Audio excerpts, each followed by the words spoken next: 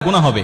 নবীজি সাল্লাল্লাহু আলাইহি ওয়াসাল্লাম কঠোরভাবে নিষেধ করেছেন এই দুই ব্যক্তিকে কুরবানির গোশত দেওয়ার জন্য, অথচ আমরা এদেরকে দিতে খুব বেশি আনন্দ ফিল করি এবং সওয়াব মনে করে তাদেরকে দেই। নবীজি সাল্লাল্লাহু আলাইহি ওয়াসাল্লাম নিষেধ করেছেন, বুখারী, মুসলিম এবং সিয়াসিতার অধিকাংশ কিতাবের মধ্যে এই হাদিসগুলো বর্ণনা করা হয়েছে, কিন্তু অধিকাংশ মানুষ আমরা জানি না এবং অনেকে জেনেও না জানার ভান করে বসে থাকি আমরা। হযরত আলী রাদিয়াল্লাহু তাআলা আনহু বলছেন, নবীজি সাল্লাল্লাহু আলাইহি ওয়াসাল্লাম বলছেন, তোমরা প্রথম নম্বরে কোনো কসাইকে মজুরি হিসাবে গোশত দিবে না। কসাইকে মজুরি হিসাবে গোশত দিলে আপনার সওয়াব তো হবেই না এবং গুনাহ হবে এবং কুরবানি বাতিল হয়ে যাওয়ার সম্ভাবনা আছে। কেন? কারণ আপনি কসাইকে নিযুক্ত করেছেন, আপনি অবশ্যই কসাইকে পারিশ্রমিক দিবেন, তবে গোশত নয়। আপনি যেই পশুটা কুরবানি দিয়েছেন এই পশু থেকে আপনি মজুরি হিসাবে সেই কসাইকে দিবেন, এটা নবীজি সাল্লাল্লাহু আলাইহি ওয়াসাল্লাম কঠোরভাবে নিষেধ করেছেন। আপনি কসাইকে নিযুক্ত করার পূর্বে তার সাথে আপনাকে চুক্তি করতে হবে, আপনি অবশ্যই তাকে পারিশ্রমিক দিবেন, তাকে ঠকাবেন না কোনোভাবেই নয়। এবং নবীজি তো মজুরিদেরকে বলেছেন যে তার গায়ের ঘাম শুকিয়ে যাওয়ার আগে তার পাওনাটাকে বুঝিয়ে দাও।